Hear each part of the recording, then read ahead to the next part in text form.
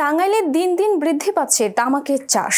পরিবেশ, স্বাস্থ্য ও মাটির গুণাগুণের মারাত্মক ক্ষতির বিষয়টি জেনেও কোনোভাবেই থামছে না তামাক চাষের আগ্রাসন।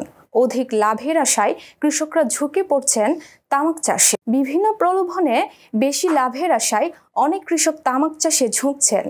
টাঙ্গাইল সদর উপজেলার মৈশানন্দলাল গ্রামে আবাদি জমিতে ব্যাপক হারে তামাকের চাষ করা হয়েছে। এছাড়া টাঙ্গাইলের ভুয়াপুর, কালিহাতী, নাগরপুর উপজেলায় ব্যাপক আকারে তামাকের চাষ বৃদ্ধি পেয়েছে। এছাড়া সদর উপজেলা সহ অন্যান্য উপজেলাতেও তামাক চাষ সম্প্রসারিত হচ্ছে। এ বিষয়ে টাঙ্গাইল কৃষি সম্প্রসারণ অধিদপ্তরের উপপরিচালক আশেক পারভেজ বলেন, অতিরিক্ত লাভের আশায় কৃষক তামাক চাষ করছে।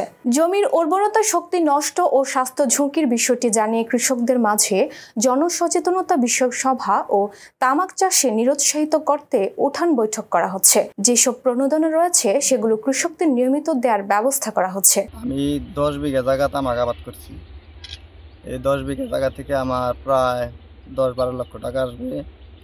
এখানে আগে ধান, কলাই, গম, ভুট্টা এসব কিছু আবাদ হইতো, এখন ওইগুলো আবাদ হয় না। এটা লাভবান বেশি হয় বলে আমরা এই তামাক চাষ করি। আমি আমার যত তামাক হয় আমি আকিস কোম্পানিতে বিক্রি করি। তিনি আমাদের কোম্পানি থেকে আমাদের কিছু আর্থিক সহযোগিতা করছে। আমরা কিছু লোন পাইছি কোম্পানি থেকে, আর কিছু নিজস্বভাবে নিয়ে আমরা চাষ করতেছি। সার দিছে, ওষুধ দিছে, তারপর খরচ দিছে।